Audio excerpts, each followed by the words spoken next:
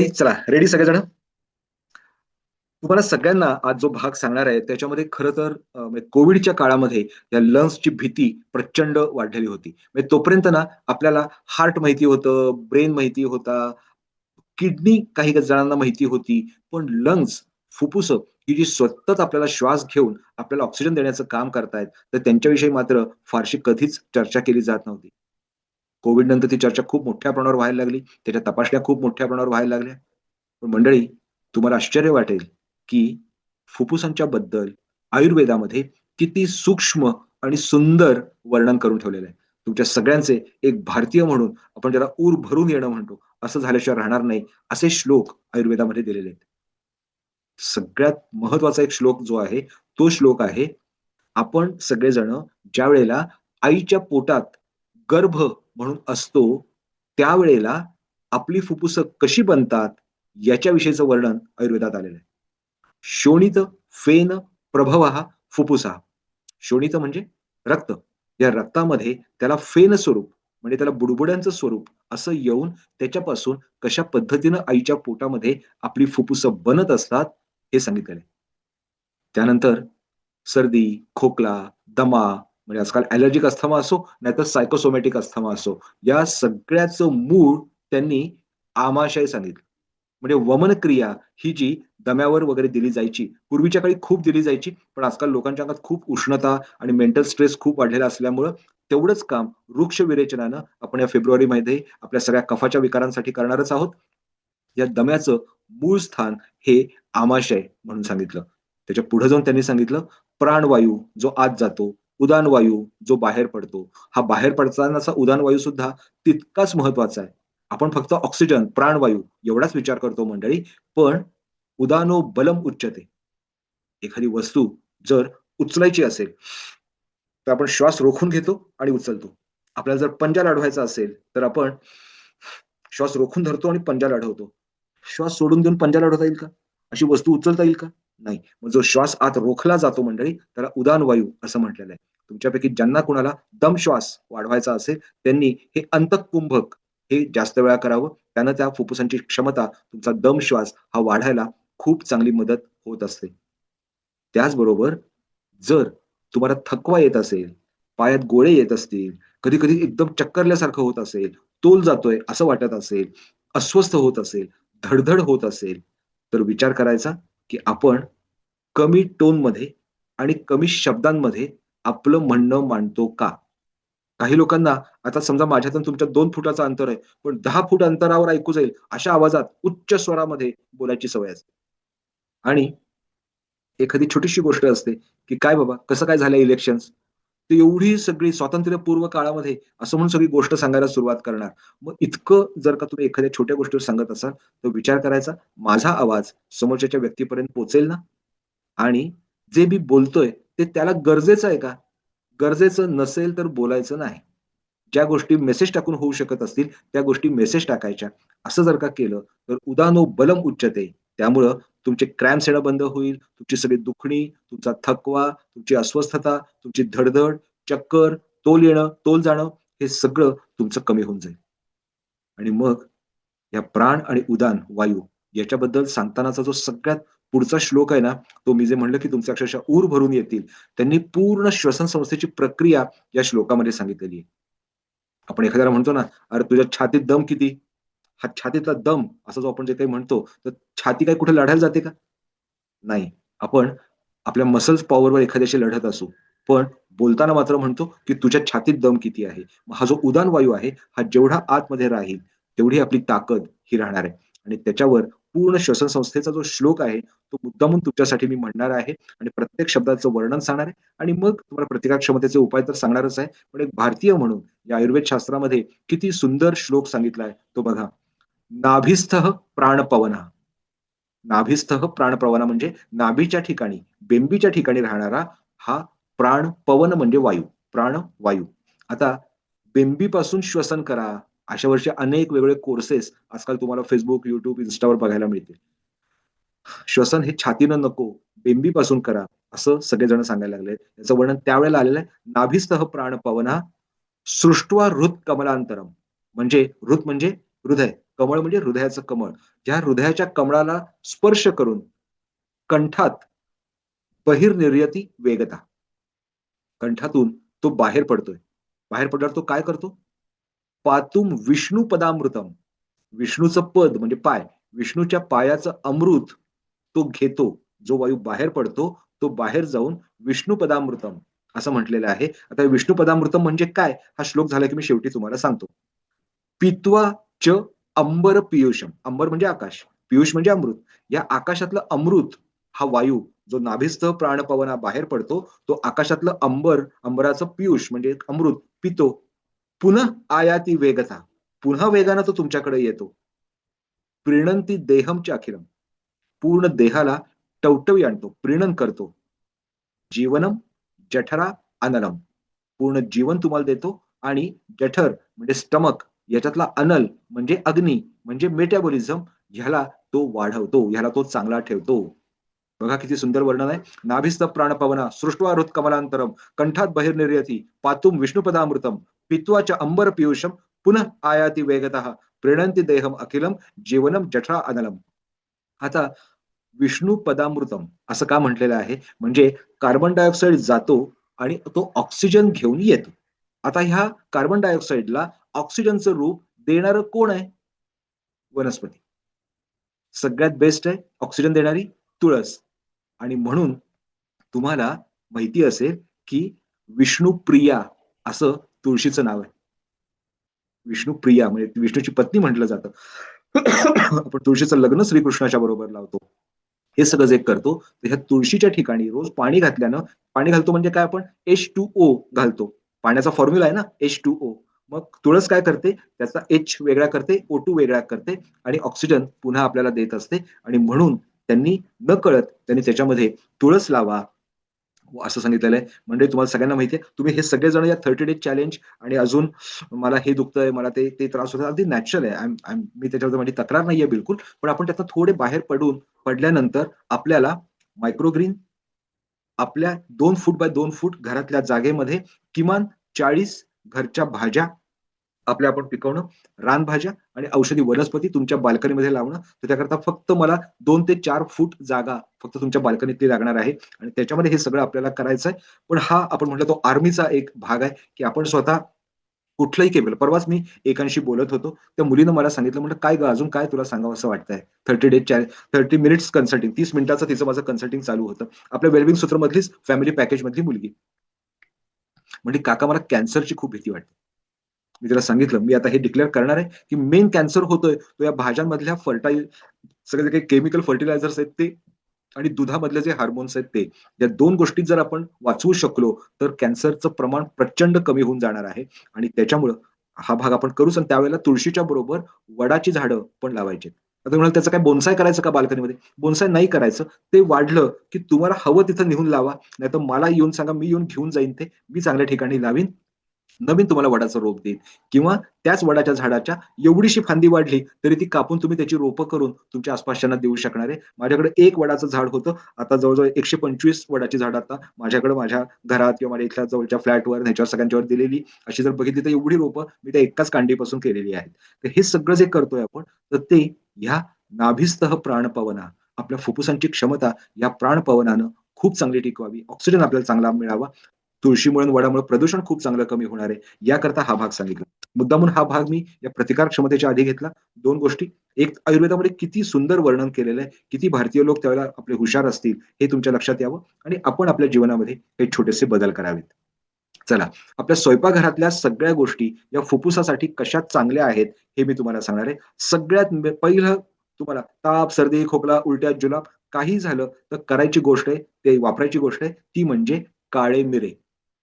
श्वास कुठार नावाचा एक मोठा आयुर्वेदिक कल्प जसं सूतशेखर माहिती आहे आपल्याला किंवा काय कामधुधा माहिती आहे. तर तसा श्वास कुठार नावाचा श्वासावर अगदी कुऱ्हाड, कुठार म्हणजे कुऱ्हाड, दम्यावर कुऱ्हाडीसारखा घाव घालेल असं जे औषध आहे, ते मिऱ्यापासून बनवलं जातं. तुमच्या घरामध्ये जर काळे मिरे तुम्हाला जर सर्दी खोकल्याचा जर त्रास होत असेल आणि नुसते मिरे खाल्ले तर उष्ण पडत असतील, तिखट लागत असतील, तर तुम्ही रोज भातामध्ये, तुमच्या ताकामध्ये किंवा दह्यामध्ये तुम्ही ही काळ्या मिरीची पूड घालून तुम्ही करा. तुम्ही जी कोशिंबीर करता त्याच्यावर काळ्या मिरीची पूड तुम्ही करा.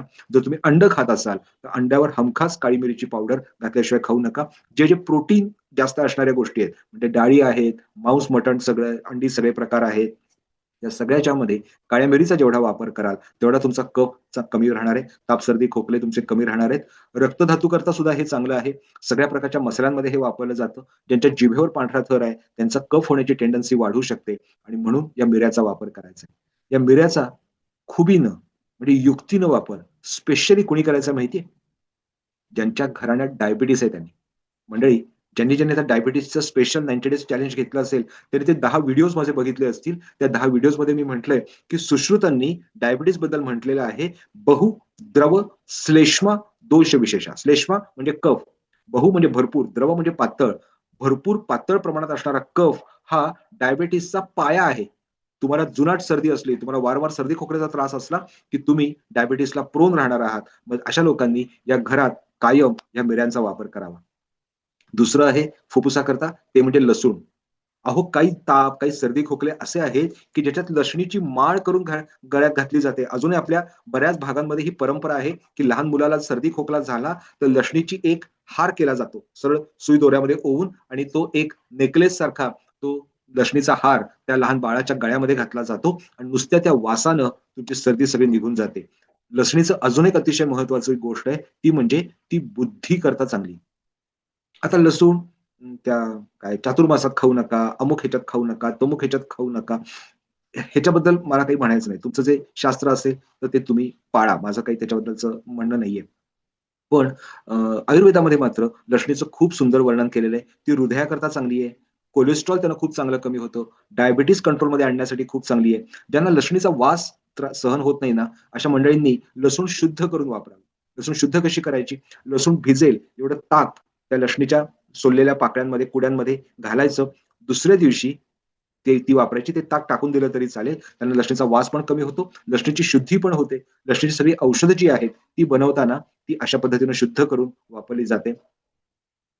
तुपावर तांबूस फ्राय केलेली लसूण ही सुद्धा अतिशय उत्तम उत्तम आहे मंडळी. त्याचा सुद्धा खूप चांगला उपयोग होतो.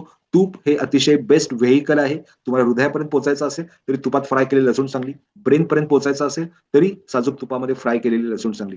मगाशी मंडळी त्या 29,999 आणि 99,999 याचा जसा मी हिशोब सांगितला ना, तसा एक हिशोब मी कधी तुमच्याशी बोललोय का नाही मला आठवत नाही. पण आज बऱ्यापैकी चांगलं तूप जर घ्यायचं झालं, म्हशीचं तूप म्हणू किंवा चांगल्यातलं तूप घ्यायचं म्हणलं, तर आपण ₹800 ते ₹900 किलो हे आपल्याला ते पडतं. बरोबर आहे? आणि तुम्ही असं समजा, की तुम्ही घरात बटाटा वडा का तळेनात, पण तो साजूक तुपातच तळायचा. असं ठरवलं, तर तुम्हाला किती तेल, किती तूप लागेल? तुम्ही जर भरपूर खाणारे असाल ना मंडळी, तर सगळं मिळून तुम्हाला 3 किलोच्या वर काही ते लागणार नाही. मॅक्सिमम 3 किलो, 3 ते 5 किलो. ह्याच्यामध्ये प्रत्येक घरापुढे रेंज असेल. मी नेहमी हिशोबाला 4 किलो धरून चालतो. आता 8 चोक 32. ₹3,200 चं तूप तुम्हाला दर महिन्याला लागेल. आता ज्यांची खूपच बिकट परिस्थिती आहे त्यांच्याबद्दल मी काही नाही बोलू शकत. पण जे वेल टू डू आहेत त्यांनी त्यांचा पेट्रोलचा खर्च, वर्षभरामध्ये केलेल्या ट्रिपचा खर्च, मुलं अमेरिकेला असतील तर अमेरिकेला जाण्यासाठी केलेला खर्च, हा सगळा विचारात घ्या बरं. मला एक पेशंट होते. आता नाव नाही घेऊ शकत त्यांचं इथे. त्यांना मी सांगितलं, की तुम्ही देशी गाईचं दूध घ्या. अहो म्हणे ₹100 लिटर असतं ते आणि ते देत नाहीत आणून. जाऊन आणायला लागतं. त्याला रोज ₹10-20 चं पेट्रोल घालायला पाहिजे मला. असं ते तावातावानं म्हणले. म्हणलं ठीक आहे. म्हणजे ₹120 लिटर झालं. अहो डॉक्टर मी म्हणतोय काय तुम्ही इतकं शांतपणे कसं काय म्हणताय ₹120 लिटर? साधं त्यावेळेला दूध ₹30-35 लिटर होतं. ज्या काळात ही गोष्ट मी सांगतोय त्यावेळेला. ₹30-35 लिटर आणि एकदम ₹120 लिटर. मी त्याला म्हटलं, "दादा, मी तुम्हाला बरेच दिवस सांगतोय सिगारेट सोडा, सिगारेट सोडा. तुम्ही सिगारेट जी काही ओढता, ते किती ओढता? 5. एक केवढ्याला असते? ₹30 ला. मग ₹150 म्हटलं तुमचे सिगारेटवर जातात आणि तुम्हाला दूध ₹120 किलो असेल, तर तुम्ही किती जोरात आवाज काढताय म्हटलं माझ्यापुढे. त्या माणसाला एकदम तो अलर्ट झाला. आता हे खूप वाईट उदाहरण आहे. सिगारेट हे खूप वाईट उदाहरण आहे. परंतु तुम्ही बघाल तर हौसे-मौजेवर आपण किती पैसे घालवत असतो आणि त्याच्या अगेन्स्ट जर आपण हे देशी गाईला सपोर्ट केला, तर आपोआप बाकी शेतीवाडी पण आपली चांगली होणार आहे. आणि तुपात जर तळलेले सगळे पदार्थ, सगळ्या भाज्या, सगळ्या आमट्या तुम्ही आता तुम्ही जे नॉन व्हेजिटेरियन्स असतील, त्यांनी बघा रस्त्यावर सातारा, पुणे रस्त्यावर तुम्ही जा, तुपातलं मटण. तुपातलं मटण म्हणून दिलं जातं. मग तुम्ही घरात तुपातलं मटण करायला, घरात तुपातली वांग्याची भाजी करायला काय बरं हरकत आहे? असो. मध्ये एक वाक्य चुकून बोलून गेलो मी. पुन्हा मी या लसणीकडे येतो. हे लसूण आणि तुम्ही सगळ्यांनी विरेचन करताना जे प्राणदा नावाचं चूर्ण वापरत असताना त्या दोघांची मला कंपॅरेटिव्ह माहिती तुम्हाला द्यायची. प्राणदा म्हणजे जन्म देणारी आई असं म्हटलेलं आहे तिला आणि लसूण जनरली ती वर्ज्य, लसूण खायला नको असं म्हटलं जातं. पण या दोघांचं वर्णन आहे, जी लसूण आहे तिचं म्हणलंय 6 चवी आहेत तुम्हाला माहिती आहे, षड्रस आहेत. तर लसूण जी आहे ना, ती आम्ल रस विवर्जिता. म्हणजे आम्लरस सोडून इतर 5 चवी लसणीमध्ये आहेत. आणि प्राणदा चूर्ण जे आहे त्याच्यामध्ये पण 5 चवी आहेत आणि ती लवण रस विवर्जित आहे. ह्याच्यामध्ये पण 5 आहेत, पण लवण त्यात नाही, त्यात आम्ल नाही. आणि आम्ल आणि क्षार हा जो आपण विचार करतो, तर त्याच्यासाठी ऑक्टोबर, नोव्हेंबर, डिसेंबर, जानेवारी या 4 लोकांच्यासाठी या 4 लोकांसाठी फक्त लसूण आपण वर्ज्य करू शकतो आणि जी प्राणदा आहे, ती तर सगळ्यांनाच चालते, कारण त्याच्यामध्ये लवण रस फक्त नाहीये. इतकं सुंदर वर्णन ह्या 5ही रसांचं या दोघांच्यामध्ये म्हणजे 2 पदार्थ जर का खाल्ले, तर बाकी कुठल्या चवीची काळजीच करायला नको. असो. फुफ्फुसाकरताचा पुढचा महत्त्वाचा भाग आहे, तो म्हणजे ओवा. तुम्ही पूर्वीच्या काळी ओव्याची धुरी किंवा ओव्याची सिगारेट करून ओढायचे लोकं. सर्दी, खोकला, दम झाल्यानंतर तुम्ही ऐकलंय असेल आजी-आजोबांच्याकडनं. आजकाल सुद्धा तुम्हाला सर्दी, खोकला झाला, की तुम्ही तव्यावर ओव्याचे दाणे टाका. त्याचा धूर यायला सुरुवात होऊ देत आणि त्याचा धूर नाकानं घ्या, पूर्ण छाती भरून घ्या आणि सोडा. तुम्हाला तो खूप ठसका येतोय असं वाटलं, तर तो फक्त घरात पसरत राहू दे. हळू-हळू, हळू-हळू ज्याला काय ते म्हणतात ना सेकंडरी तो धूर तुमच्या नाकामध्ये जात राहू देत आणि अशा पद्धतीनं तो ओव्याची धुरी जर का घेतली, तर तुमचा आतमध्ये साठून राहिलेला कफ हा सगळा नाहीसा होतो. तुमची पचनशक्ती चांगली होते. तुम्हाला माहिती आहे, की बाळाला जर अपचन झालं, तर आईनं ओवा तोंडात चावून असं नुसतं वाफ बाळाच्या तोंडात फुंकली, तरी बाळाचा गॅस बरा होतो. इतका ओवा हा छान काम करतो. मग आपण खाल्ला, तर आपलं अपचन, गॅसेस, बद्धकोष्ठता हे सगळं कमी होऊन जाईल की नाही हो? ज्यांना ओवा उष्ण पडतो, त्यांनी त्याच्यात थोडासा गूळ घ्यायला हरकत नाही. गूळ हा सुद्धा कफशामक आहे किंवा बडीशेप जी आपण करतो, घरामध्ये जर तुम्ही मुखवास बनवत असाल, तर त्याच्यामध्ये हा ओवा तुम्ही अवश्य घाला. त्याच्यामुळे तुमचे कफाचे सगळे आजार कमी होतील. श्वसन संस्थेचे सगळेच आजार तुमचे कमी व्हायला मदत होतील. त्याच्या पुढचा आपल्या स्वयंपाकघरातला पदार्थ आहे दालचिनी. दालचिनी ही हृदयाकरता उत्तम, हे तुम्हाला माहिती आहे. म्हणजे कधी छातीत चमक आली, असं जर का तुम्हाला वाटत असेल, तर एवढ्या मुगाच्या डाळी एवढे दालचिनी पटकन जिभेखाली ठेवायची. चटकन हृदयाचा रक्तपुरवठा तुमचा सुरळीत व्हायला तुम्हाला मदत होत असते. तसंच फुफ्फुसाकरता ती अतिशय चांगली आहे. उष्ण पडत असल्यामुळं फोडणीत वापरली, तर ती तेवढी उष्ण तुम्हाला जाणवणार नाहीये. डायरेक्ट त्याचा काढा वगैरे काही करण्यापेक्षा त्याचे फॅट सोल्युबल कंटेंट जास्त चांगले आहेत. हळद आणि दालचिनी असं जर का कॉम्बिनेशन जर का तुम्ही केलंत, तर त्यानं तुमची प्रतिकारशक्ती खूप चांगली वाढते. हळद ही आम्लधर्मी असल्यामुळं दालचिनीची उष्णता त्रासदायक ठरत नाही. त्याच्यामुळे अर्धा चमचा जर हळद घेतली तुम्ही, छोटी चिमूट दालचिनी त्याच्यामध्ये टाकायची. मधामध्ये ते कालवायचं आणि रोज सकाळी त्याचं रोज नाही, कधीही दिवसभरात, सकाळीच पाहिजे असं नाही. दिवसभरात एकदा तुम्ही चाटण या हळद हळद आणि दालचिनीचं घेत राहिलात, तर तुम्हाला प्रतिकारशक्तीच नाही मंडळी, तर हळद ही कॅन्सरनाशक आहे. दालचिनी हृदयरोग नाशक आहे. कोलेस्ट्रॉल कमी करणारी आहे. रक्तप्रवाह सुरळीत करणारी आहे. ब्लॉकेजेस काढणारी आहे. तर हे तुम्ही एक रसायन म्हणून तुम्ही कायमस्वरूपी जसं आता तुम्ही च्यवनप्रकाश घेतले, तसा च्यवनप्रकाश सारखं हे एक रसायन तुम्ही कायम आयुष्यभर घेऊ शकता. पुढचं आहे सुंठ. सुंठीबद्दल बोलतानाच असं बोललं जातं, "चला सुंठी वाचून खोकला गेला." म्हणजे काय? खोकल्यावरचं सुंठ हे उत्तम औषध आहे. सुंठी वाचून खोकला गेला आपण म्हणतो त्यावेळेला. तर ही सुंठ जी आहे, ही कायमस्वरूपी तुमच्या जवळ असायला पाहिजे. विश्वभेषज असं त्याला म्हटलेलं आहे. ज्यांना दुधाचा त्रास होतो, कफाचा त्रास होतो, त्यांनी ही सुंठ मी आतापर्यंत बऱ्याच वेळा सुंठीचं वर्णन ऐकलंय तेव्हा फार बोलत नाही. वर्ण लावण्यापासून पोटात घेण्यापर्यंत अनेक उपयोगी आहे. नंतर वेलदोडा.